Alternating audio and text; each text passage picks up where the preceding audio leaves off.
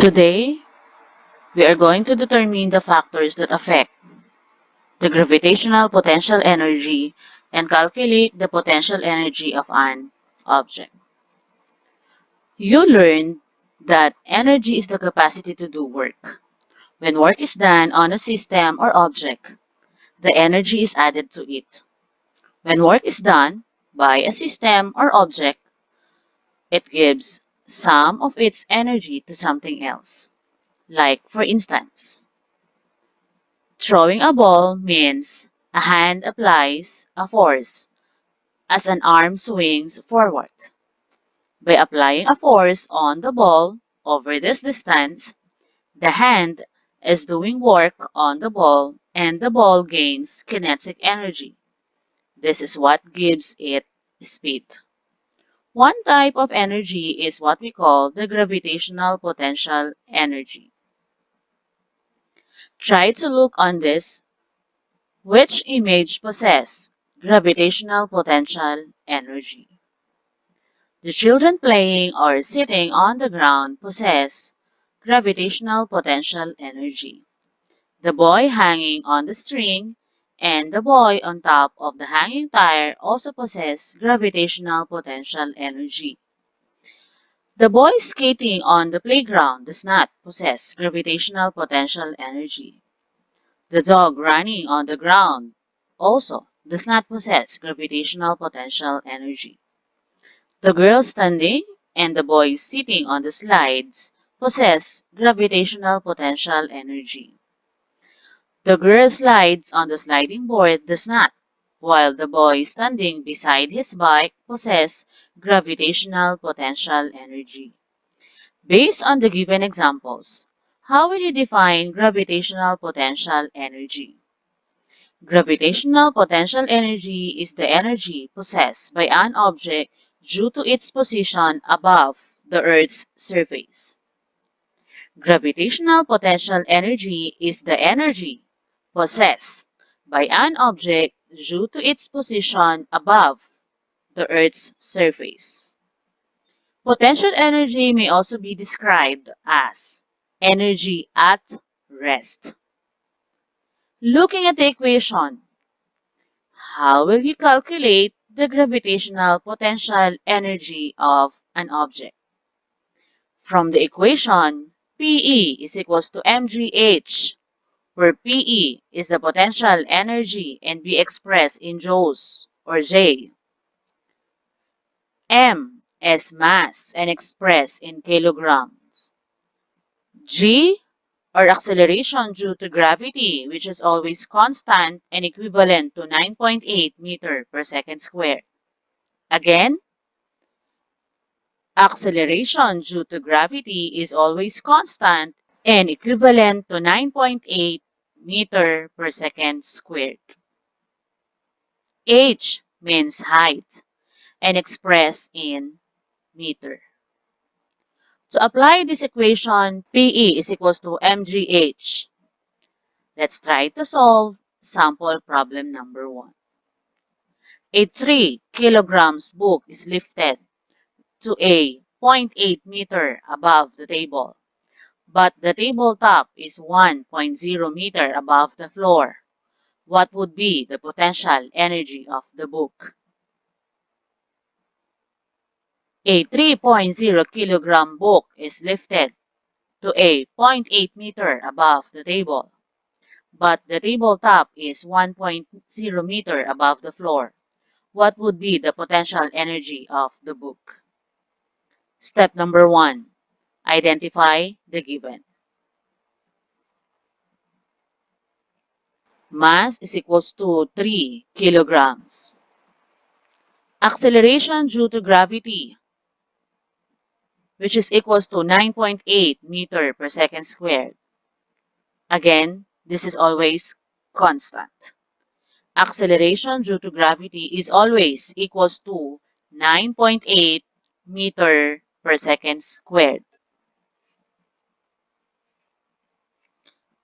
Height is equals to 1 meter. This is the height of the tabletop from the floor plus 0.8 meter is the height of the book from the tabletop when you lifted the book. So the total height is 1.8 meters. So what is the potential energy of an object? Step number 2, write the formula.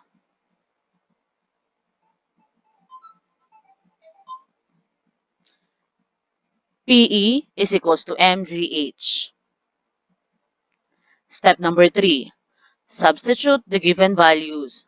PE is equals to mgh, where mass is equals to 3 kilogram times acceleration due to gravity, which is 9.8 meter per second squared, times the height, which is 1.8 meters, will give you a value of 52.92 joules, or J, as a potential energy of an object.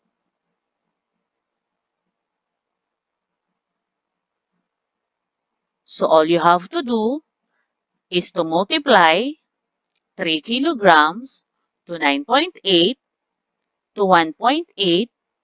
So the answer now is 52.92 joules, or J. Another example, sample problem number 2. A cart is loaded with a brick and pulled at constant speed along an inclined plane to the height of a seat top. If the mass of the loaded cart is 5.0 kilograms and the height of the seat top is 0.45 meter, then what is the potential energy of the loaded cart at the height of the seat top? A cart is loaded with a brick and pulled at constant speed along an inclined plane, so the height of the seat top.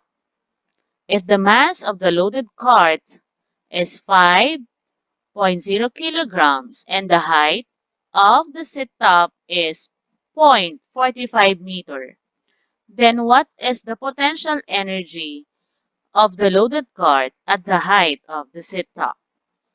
The same procedure. Identify the given. Mass is equals to 5 kilograms. Acceleration due to gravity is equals to 9.8 meters per second squared. Again, this is always constant. Height is equals to 0.45 meters. So what is the potential energy of an object? Solution. Substitute the given values. From the formula, PE is equals to mgh, where m is equals to 5 kilograms times acceleration due to gravity, which is 9.8 meters per second squared, times the height, which is 0.45 meters, will give you 25.05 joules, or J, as potential energy of an loaded cart. So again, from this formula, PE is equals to mgh, where m is 5 kilograms, g is 9.8, h is 0.45. You multiply 5 to 9.8, 9.8 multiply to 0.45. The value now is 25.05. So what are the factors that affect the object's gravitational potential energy?